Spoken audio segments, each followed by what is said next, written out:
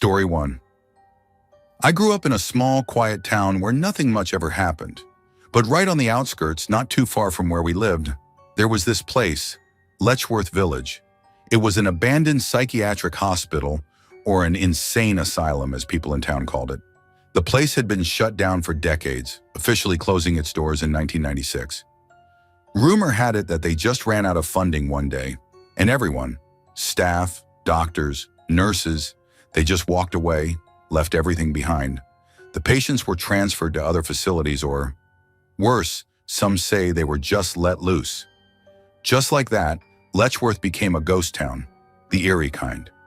I'd heard all the stories growing up, like how people found old patients hiding in their attics or rummaging through their trash. Some folks even swore they saw strange figures lurking in the woods near the place. It was a rite of passage, I guess, for teenagers to sneak onto the grounds at night, though no one really admitted to being scared.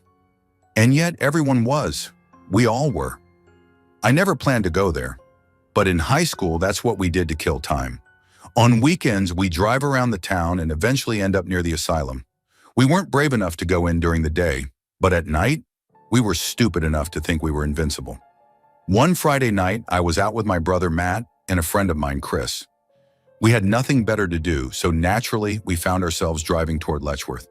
The old asylum was nestled just beyond the trees, barely visible from the main road. You couldn't see it unless you knew where to look. And we knew. It had a way of calling you. The sky was clear that night, but there was this heavy feeling in the air, like something was pressing down on us.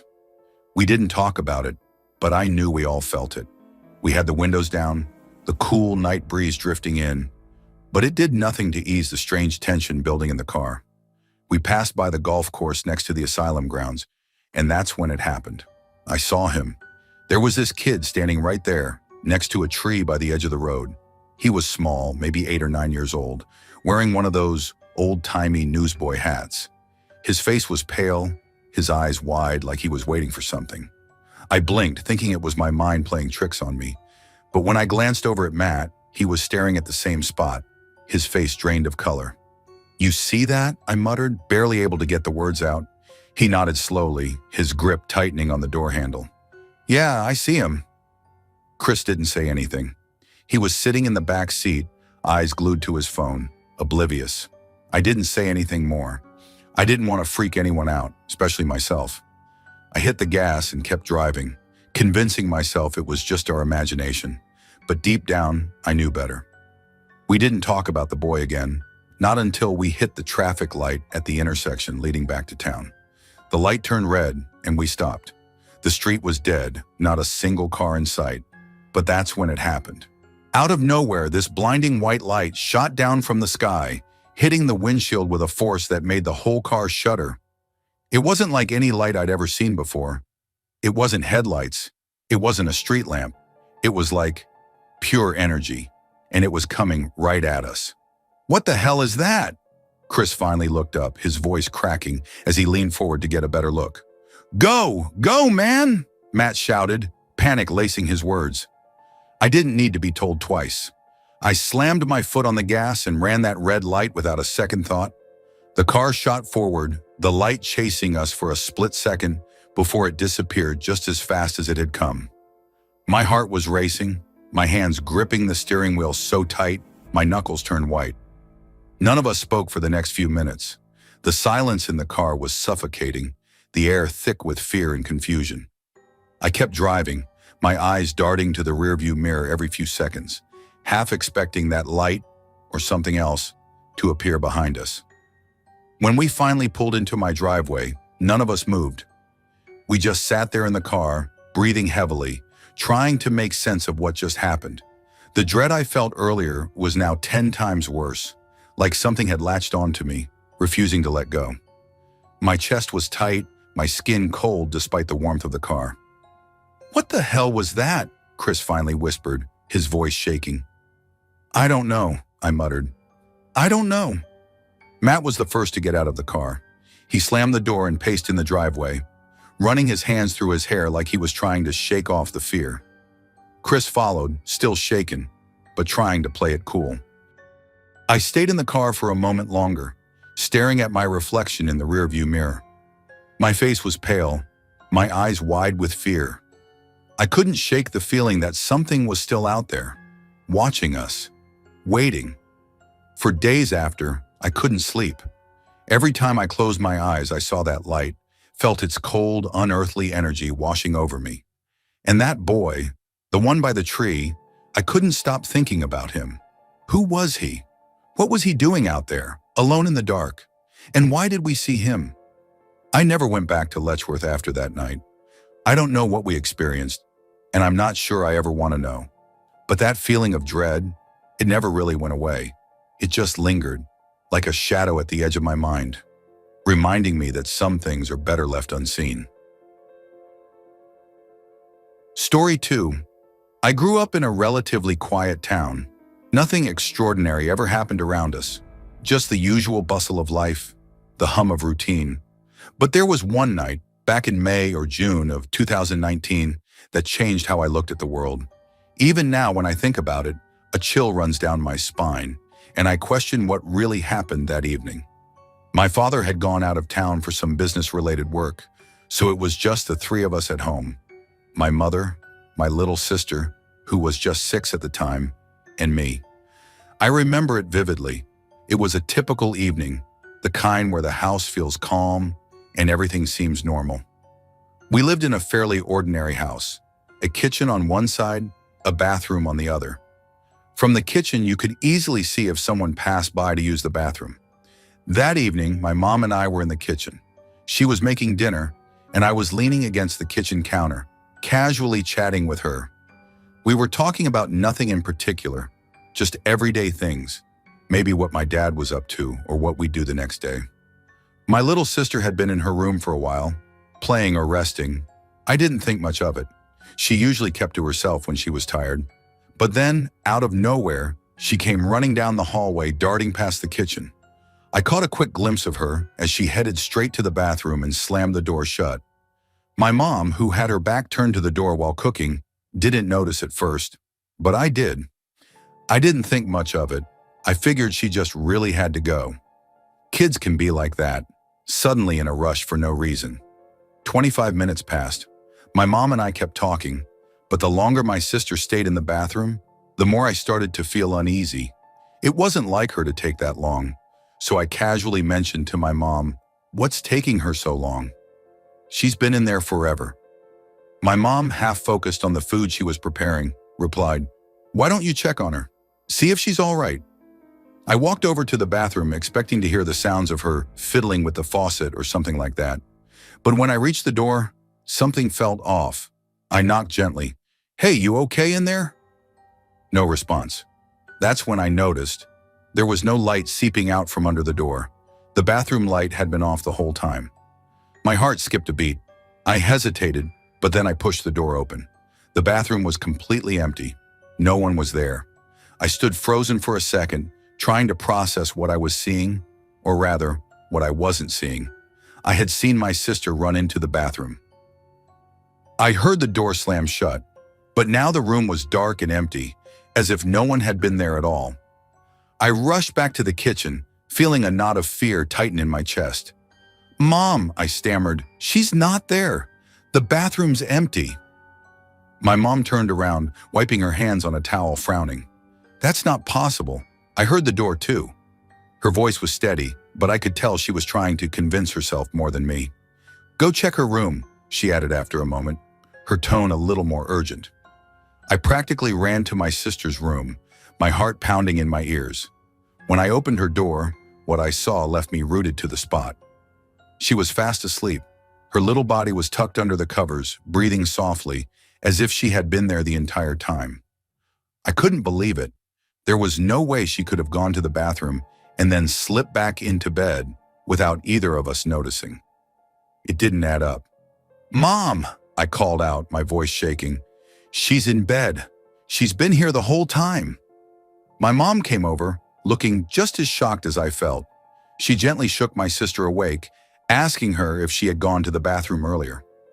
My sister, confused and groggy, just mumbled, "Why would I use the bathroom out there? I have my own." She pointed to the small ensuite bathroom connected to her bedroom. My blood ran cold. If she hadn't been the one who ran into the bathroom, then who or what had? We spent the rest of that evening in an eerie silence. My mom checked every corner of the house, but there was no sign of anyone else. The doors were locked, windows closed. There was no logical explanation, and yet both of us had heard the door slam. Both of us had seen, at least I had, someone who looked just like my sister running to the bathroom. For days we tried to rationalize what had happened. Maybe I had imagined it, or maybe my sister had somehow gone to the bathroom and quickly gone back to bed without either of us noticing. But deep down, we both knew that wasn't the case. It wasn't until much later, when we spoke to a family friend who had some experience with paranormal events, that a terrifying possibility was suggested. Sometimes, she said carefully, spirits can take on the form of someone familiar, especially if they're trying to blend in or avoid scaring you outright. I didn't want to believe it. I still don't. But every time I think back to that night, the slamming door, the empty bathroom, the figure that looked exactly like my sister, I can't help but wonder if something beyond our understanding had visited us that evening. We never spoke of it much after that. My dad came home a few days later, and life slowly returned to normal.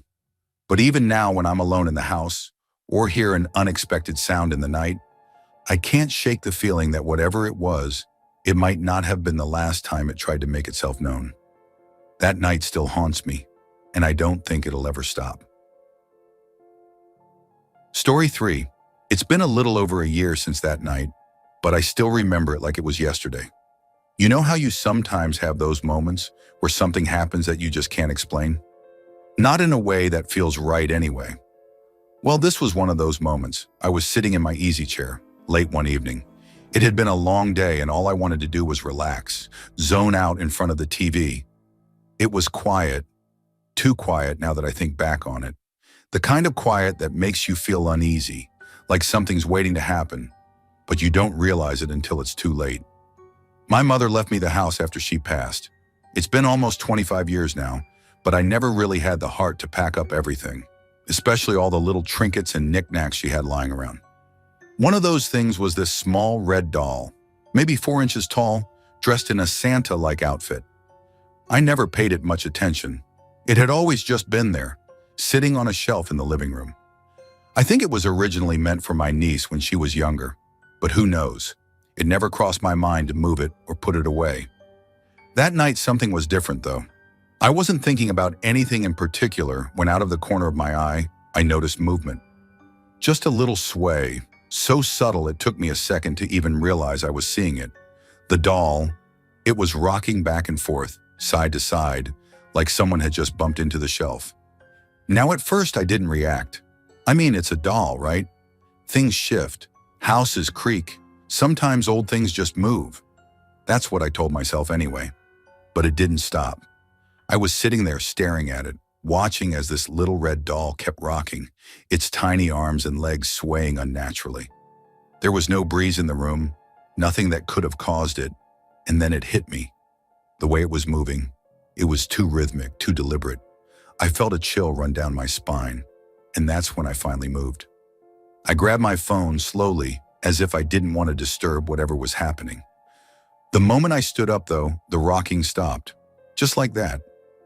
Dead still. I stared at it, waiting for it to start again, but it didn't. I walked over to the shelf, my pulse in my throat. Up close, it was just the same doll, lifeless and unmoving. I picked it up, turning it over in my hands. There was no mechanism, no springs, no way for it to rock on its own.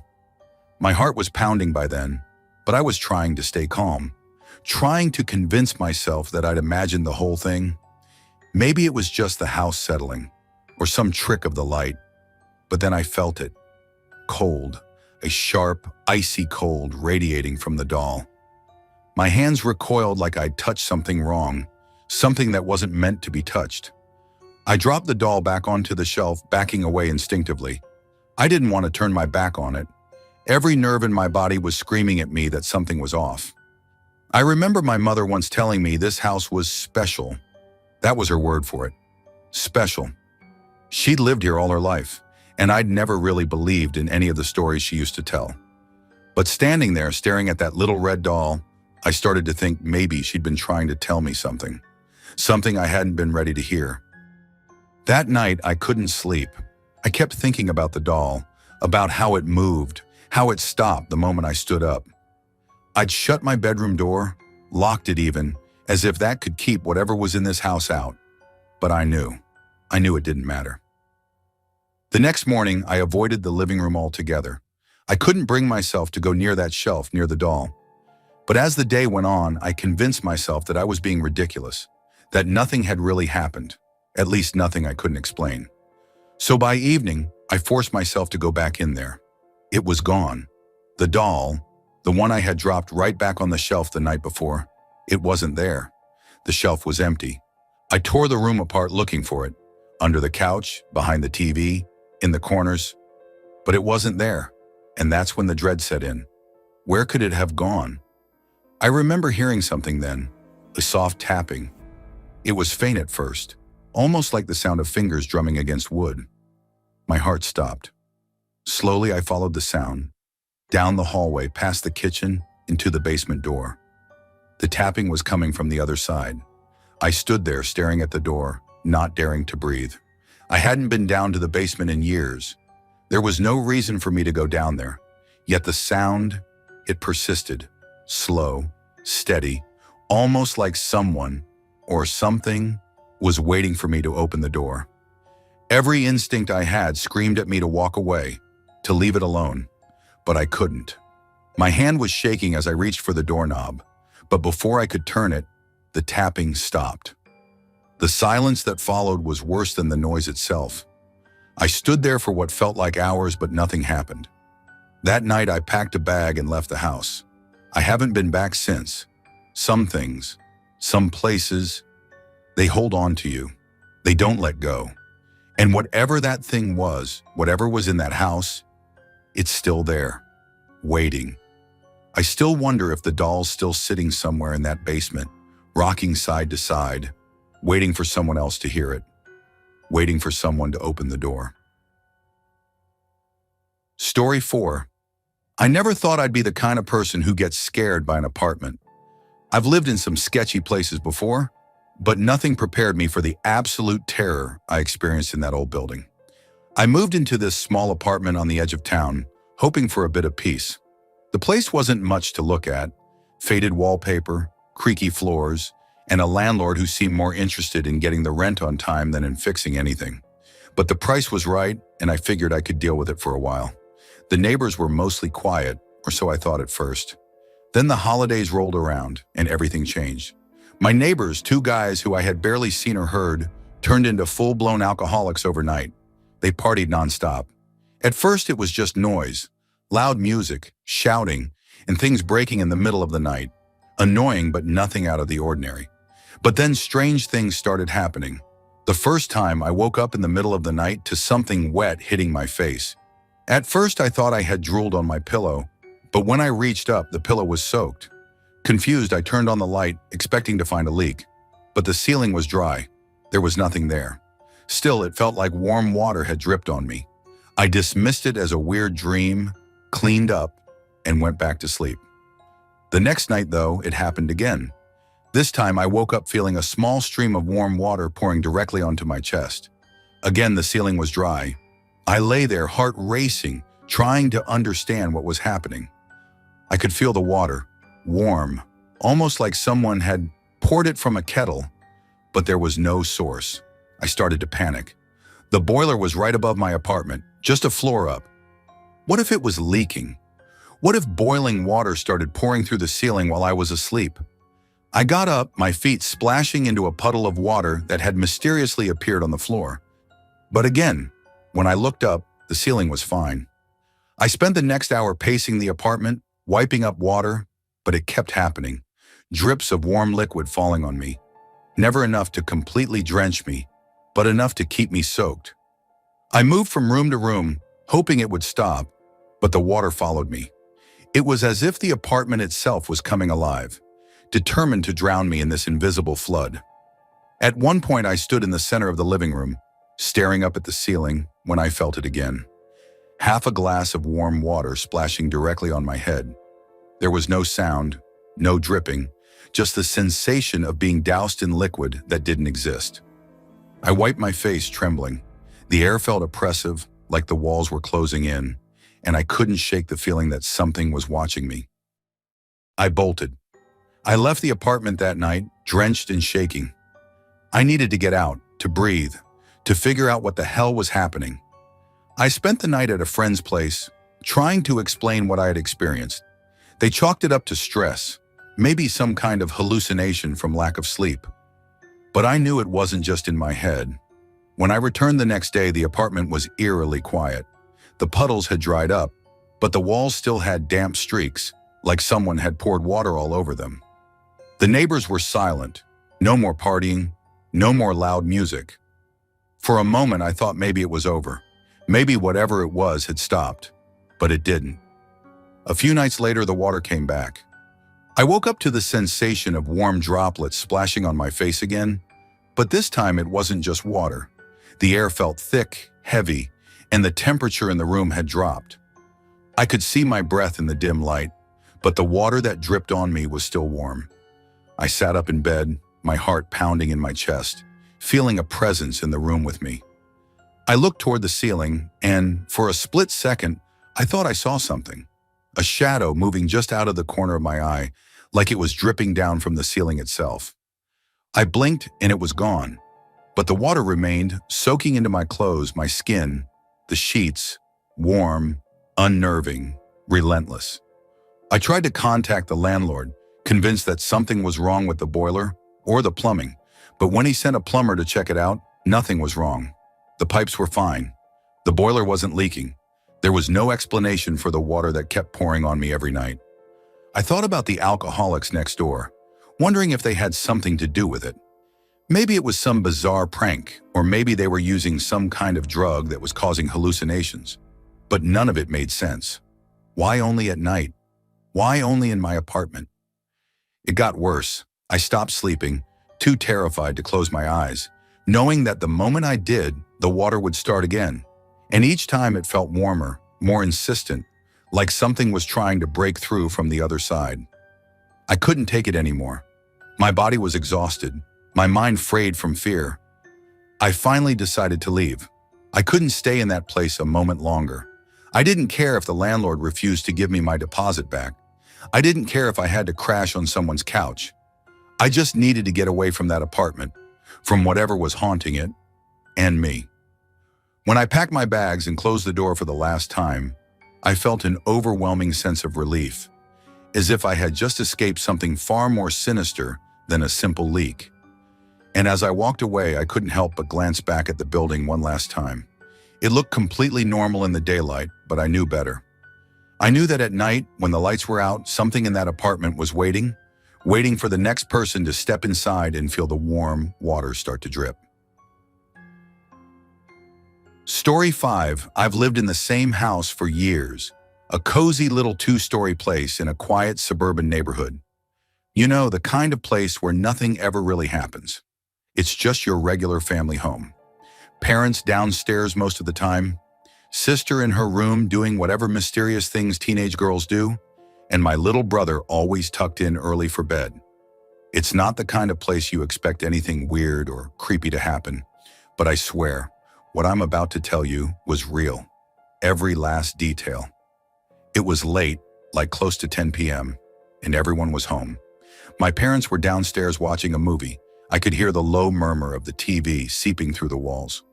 My sister was in her room across the hall, probably on one of her endless FaceTime calls, and my brother, a solid 7 years old, was knocked out cold in his bed. His room was right next to mine. Now, I'm the kind of person who always keeps my door closed. Always. It's not some weird quirk, it's just that, when it's open, the hallway light throws off the vibe of my room. I've got these fairy lights that set the perfect mood, and that harsh hallway glow ruins it. So my door, always closed. That night I was lying in bed, scrolling through something on my phone, when I heard the unmistakable sound of my door creaking open. At first, I didn't even look up because I figured it was my sister coming in to annoy me or something. But when I glanced over, I didn't see her. Instead, I saw a hand, a single hand, and an arm. It was just hanging there, holding the door open, but no one stepped inside. I blinked, my heart doing a little stutter. "Close the door," I called out, thinking it was some dumb prank. But no one answered. The arm disappeared and the door remained wide open. I waited for a second, feeling that familiar annoyance bubbling up. Nothing. No sound of footsteps, no giggling from my sister trying to mess with me. Nothing at all. Just the eerie quiet of my now open door. I huffed, tossing my phone aside, and stomped across the hallway to my sister's room. Her door was cracked, and I could hear her on the phone, her voice muffled. I pushed the door open a bit more, and she looked up at me with this annoyed expression, like I'd just ruined her entire life. "What?" she snapped. "Did you just open my door?" She blinked at me like I was crazy. "What are you talking about? I've been on a call. Leave me alone." I stood there for a second, processing her response. "No, seriously, someone opened my door. I thought it was you." She just rolled her eyes and waved me off, going back to whatever dramatic conversation she was having. Frustrated, I left and headed downstairs, feeling a weird chill creeping up my spine. Something wasn't right. It wasn't my sister, and it couldn't have been my parents either. They were both lounging on the couch, wrapped up in blankets, watching a movie when I found them. "Did one of you open my door?" I asked, standing at the foot of the stairs. They both gave me the same confused look. "No, we've been down here the whole time," my mom said. My dad looked over the back of the couch at me. "What's going on?" I hesitated, that chill creeping deeper into my skin. "Someone opened my door. I saw an arm, but no one's there." My dad, being the pragmatic guy he is, shrugged it off. "Maybe it was your brother?" At that point, I was desperate for any logical explanation, so I went with it. I turned around and headed back upstairs, moving quickly toward my little brother's room. His door was closed, but I pushed it open quietly, half expecting to catch him awake and laughing at me for falling for one of his pranks. But no, he was out cold, his little body curled up under his blanket, his room dark except for the faint glow of his nightlight, which automatically shuts off after an hour. He was fast asleep, not moving, not faking it. I know how he looks when he pretends to sleep, with his eyelids twitching and his breathing all off. But no, this time, he was in a deep, peaceful sleep. I stood there for a long moment, staring at him, that creeping sense of dread starting to turn my stomach. If it wasn't him, if it wasn't my sister, and if it wasn't my parents, then who? Or what? Who the hell opened my door? I quietly backed out of his room and shut the door. My heart was pounding now, every sound in the house suddenly amplified. The creaks of the old floorboards, the faint hum of the air conditioning. Everything felt off, wrong, like I wasn't alone. I went back downstairs, my pulse racing, and found my dad again. "Can you check the house?" I asked, trying to keep my voice steady. "Someone opened my door and it wasn't any of us." He sighed, probably thinking I was being paranoid, but he got up and grabbed a flashlight. We both checked the house, every room, every closet, every corner. The windows were locked, the doors were bolted, no sign of anyone. But the unsettling feeling wouldn't go away.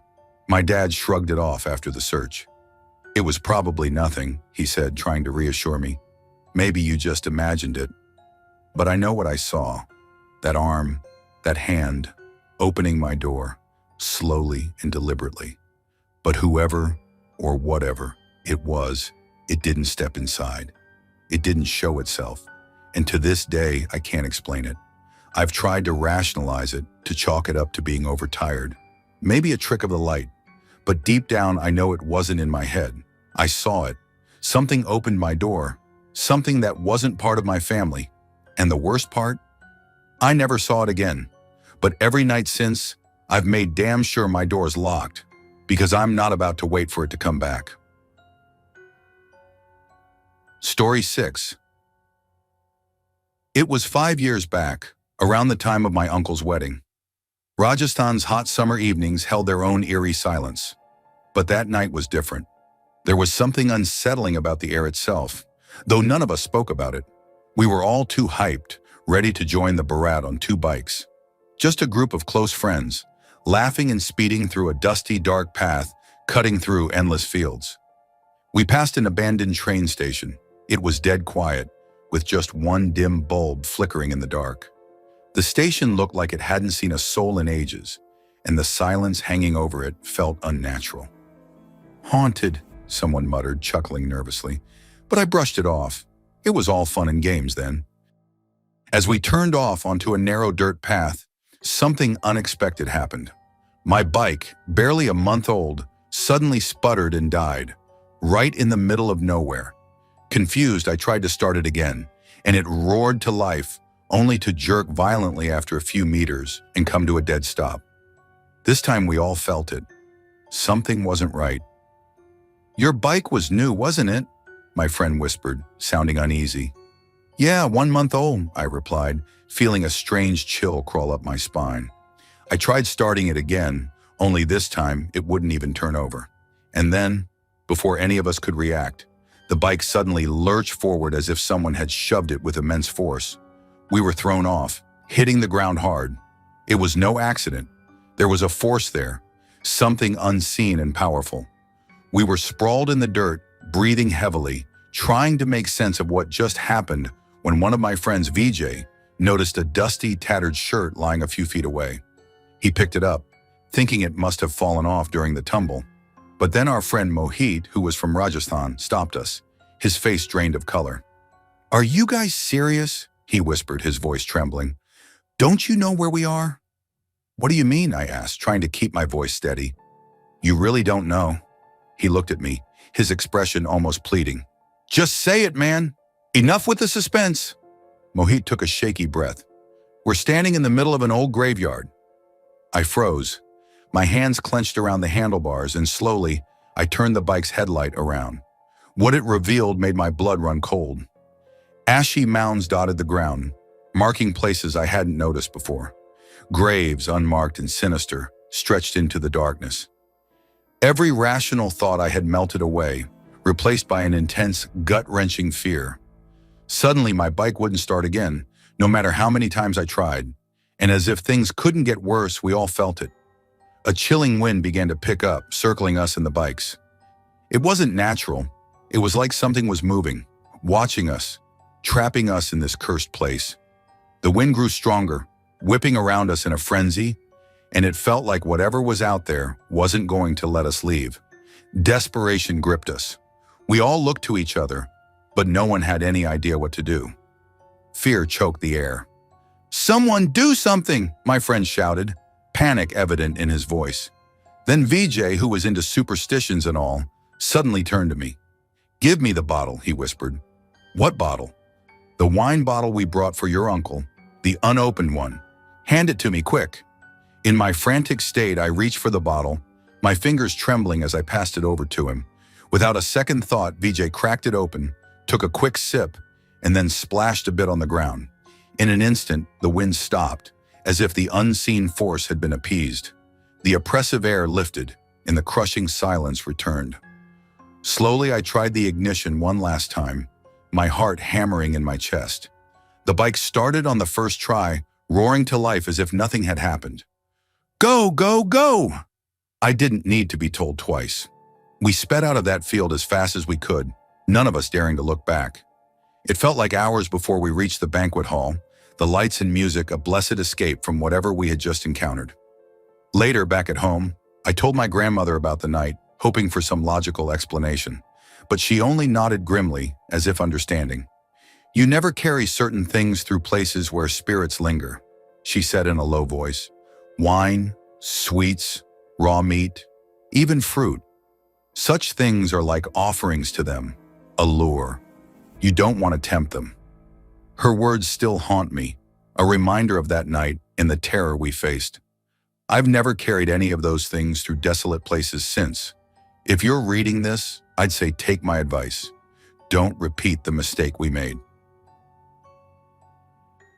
Story 7. I've always been an early riser, and for years, my Alaskan Malamute, Hannah, and I had this routine. Every morning, just as the sun was beginning to stretch across the sky, we'd head out for our walk.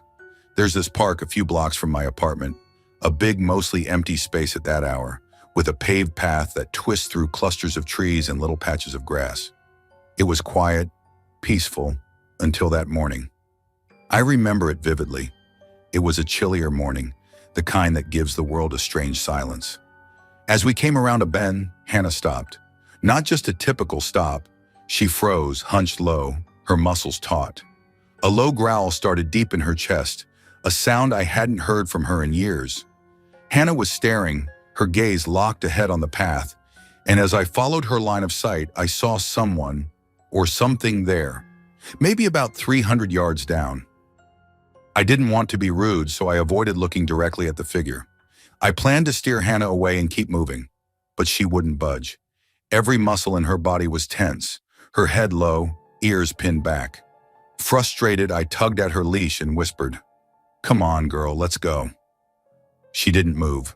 That low, rumbling growl didn't stop. After a few minutes of coaxing her to move, I felt a strange sensation creeping up my spine.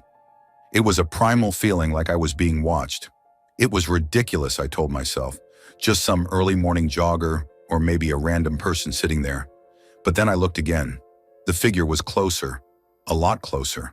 It must have moved up the path while I was distracted with Hannah. Now it was only about 200 yards away, crouched low, arms wrapped around its knees. The shape was all wrong. It was folded up in this unnatural way, huddled like it was trying to be small, but staring at us the whole time. I swallowed hard, feeling a cold rush of fear. The figure's face was like nothing I'd ever seen. Not in life. Not in any nightmare I could remember. The skin was paper white, so pale that it seemed to almost glow in the faint morning light. And there were no eyebrows, no hair. Just a smooth, featureless face, except for the mouth.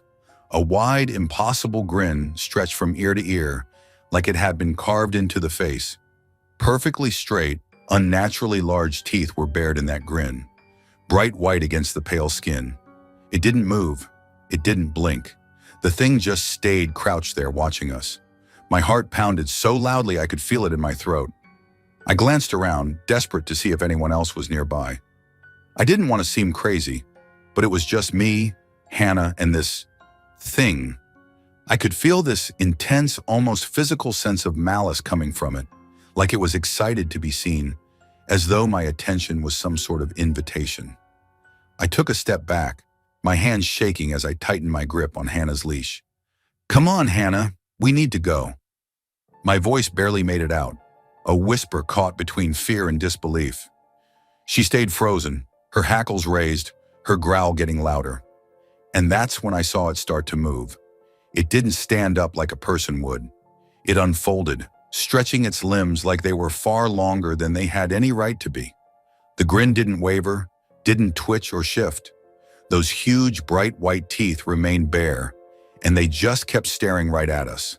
Its movements were jerky, almost glitching as it shifted its weight, taking one slow, deliberate step forward. I took another step back, my hands going cold. Every fiber in my being screamed at me to run, to get as far away from this thing as possible. But for a moment I couldn't move. I was rooted in place, paralyzed by the sheer horror of what I was seeing. It wasn't human.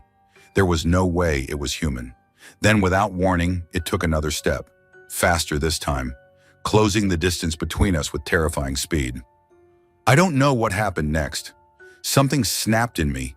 An instinct took over. I turned, yanked hard on Hannah's leash, and bolted. I didn't look back, didn't dare.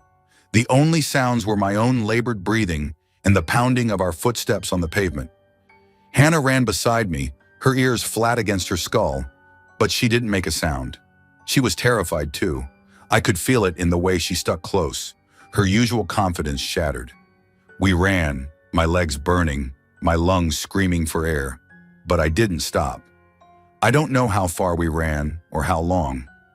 Eventually, the park entrance came into view, and I sprinted through it, not slowing until we reached my apartment complex. When we finally got inside, I locked the door behind us, slid down against it, and buried my face in my hands, trying to catch my breath. Hannah lay next to me, her body still tense, her eyes fixed on the door as though expecting that thing to burst through at any moment. That morning marked the last time we ever walked at that hour. After that, I changed our routine. We started going later in the day, when other people were around, when the park was alive with joggers, dog walkers, and families. But even in broad daylight, I'd catch myself glancing over my shoulder, half expecting to see that grin, those white, too large teeth, somewhere in the distance. I never told anyone about that morning. Not really. Maybe no one would believe me, or maybe it's just that saying it out loud would somehow make it real again. But now and then, when I pass that park, I think about it. About that moment when Hannah froze and that smile, wide, unnatural, like it was waiting for us, burned itself into my memory. Story 8. I remember that night vividly. It's been over a decade, but it still haunts me. We were at a friend's place, a bunch of us squeezed into his tiny room, laughing, chatting, just passing time the way college friends do. Let's call him X. There were maybe 7 or 8 of us, joking around, when the topic took a strange turn. Someone brought up paranormal stuff and ghost stories. We were all in the mood, ready to laugh it off and maybe freak each other out a bit. But after about an hour of this, the atmosphere shifted. One of our friends started talking about something that happened to him back in his village, and the story he told, well, it sent a chill through everyone in the room. No one said a word afterward. We just sat there letting it sink in, staring at each other with wide eyes. It was then that X broke the silence. You know, talking about these things can attract things, he said, voice low, almost like a warning. It's best if we don't. I shrugged it off, laughed even. Come on, man. Don't tell me you believe that. But X didn't laugh, and neither did anyone else. Then, as if on cue, thunder rumbled outside and heavy rain started pouring down, pounding against the window. It was around 8 p.m. when I decided to leave. My place was only about 6 kilometers away, and despite the storm, I figured I'd get home just fine. I jumped on my bike and took off, but the roads were nearly empty, deserted because of the rain. It was pitch black, no street lights, no house lights. A power outage must have knocked out everything. As I rode, I started feeling uneasy. Maybe it was the story lingering in my mind, but the roads seemed darker than usual, heavier somehow.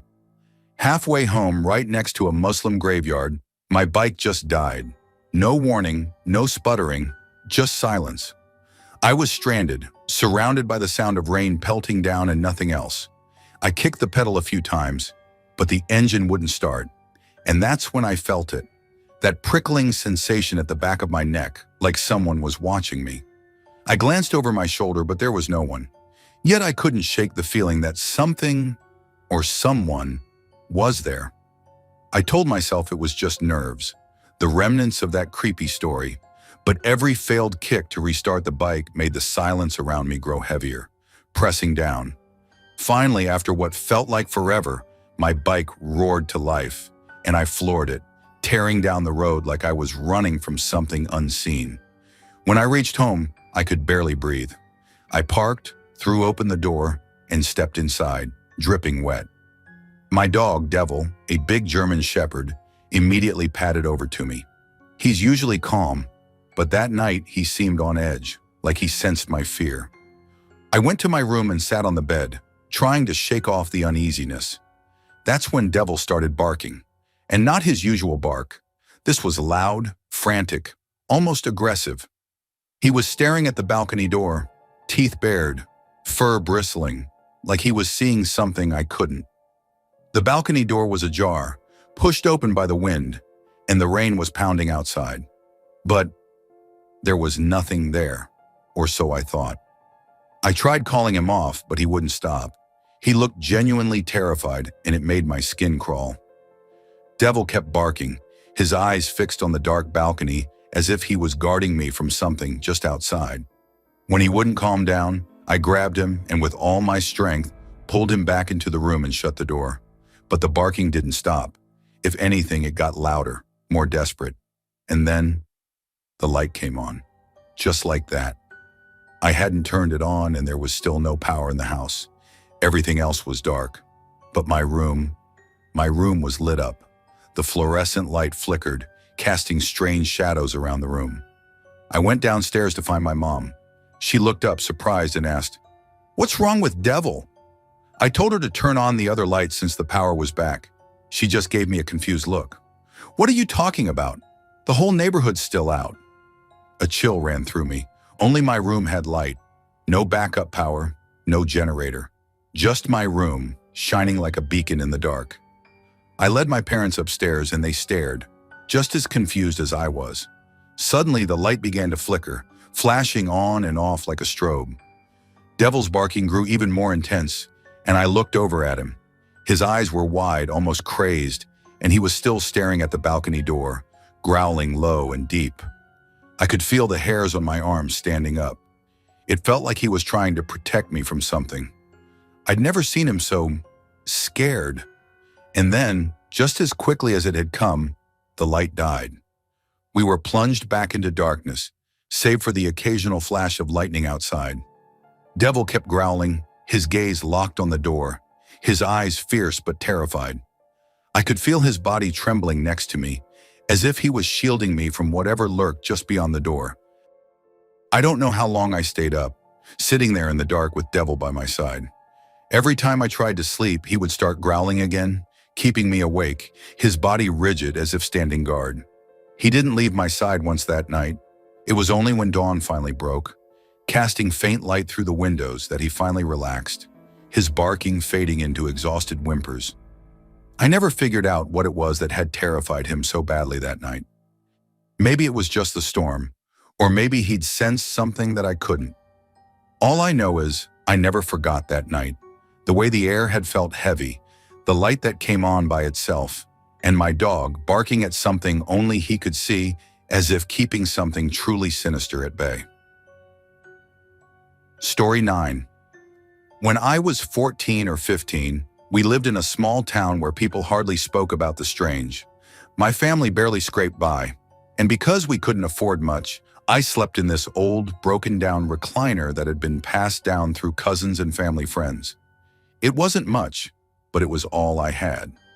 Then one day at school, my friend Leah mentioned her family was clearing out some old furniture. They were giving away a bed, and I jumped at the offer before she even finished her sentence. A real bed. I didn't care what shape it was in. It would be better than my sagging chair. That weekend, Leah's dad brought the bed over, a creaky twin with a mattress that seemed just fine. I dragged it into my room and set it up all on my own. Finally, I had a bed, and I couldn't wait to sleep in it. That night, I felt excitement and something else I couldn't explain. A heaviness, maybe, that I tried to ignore. But sleep came in jagged pieces, waking up from strange dreams I could barely remember. On the third night, I dreamed that someone was in my room, whispering right by my ear. I could feel breath tickling my skin, and then, in a moment that jolted me awake, something cold, fingers maybe, ran down my spine. When I shot up, the room felt darker than ever. I thought I could see the darkness shifting, like shadows were crawling along the walls. I chalked it up to a bad dream and a tired mind. I managed to shrug off those dreams until the fourth night. I hadn't told my mom or anyone else about the dreams. Who would believe me? But that night, something happened I couldn't dismiss. I was drifting off when the whispering started again.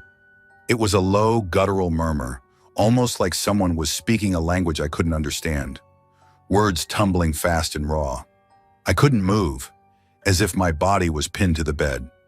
It felt like someone was inches from my ear, their breath prickling the tiny hairs on my skin. And then I heard it. Something that sounded like my name, faint and shuddering in the dark. I bolted from the bed, stumbled down the hall, and fell asleep on the couch, wrapped in silence and shadows. My mom found me early the next morning, rubbing her eyes and looking concerned. "Why are you out here?" she asked. I just shrugged, told her I didn't feel like sleeping in my room. She gave me this look, the kind that says she knew I wasn't telling the whole story, but she let it slide. Weeks passed, and I avoided that bed. My recliner was rough, but at least it was safe. Then my grandparents came into town. My mom decided she'd sleep in my room and let them have her bed. The first night, she didn't mention anything. The second night, though, I was jolted awake by her hand on my shoulder. "Were you in my room?" she asked, her face pale and drawn. Her hand trembled. I shook my head. "No, I've been sleeping out here all night." She seemed to hesitate, then said, "I heard something." Whispers, like someone was speaking to me. Her voice faltered, and her eyes darted around the darkened room, as if she was afraid something was still lurking nearby. "If you weren't in there, then who was?" I looked away, my heart hammering in my chest. How could I tell her about the whispers, the strange, cold touches that had driven me from that bed? I thought maybe I'd finally gone mad, but Mom wouldn't let it go. She barely slept the next night, and when morning came, she sat me down, her voice low and serious. "I don't know what's wrong with that bed, but there's something in that room," she whispered. "I heard it again last night, like someone was breathing right by my ear." I swallowed hard, feeling the room close in around us. Finally, I told her about the dreams, the feeling of being pinned down, the whispers in some unknown language. I expected her to laugh, maybe even scold me for letting my imagination run wild, but she didn't. Instead, she sat there, her hands gripping her coffee mug like a lifeline, and nodded. "Why didn't you tell me?" she asked, her voice almost a whisper. "I thought you'd think I was losing it," I admitted. Without another word, we dragged that bed out to the curb. My mom had this old bundle of sage in a drawer, something she'd picked up on a whim years back. That afternoon, she walked around the house burning it, muttering prayers I hadn't heard in years. The smoke curled in the air, filling every corner, clinging to walls, trying to erase whatever lingering presence had wormed its way into my room. Afterward, I couldn't shake the feeling that something still watched us from the curb, nestled deep in that mattress. It was like the whispers, the shadows, the cold touch. They all lay dormant in that bed, waiting. Even when the trash collectors finally hauled it away, I still felt that prickle on the back of my neck.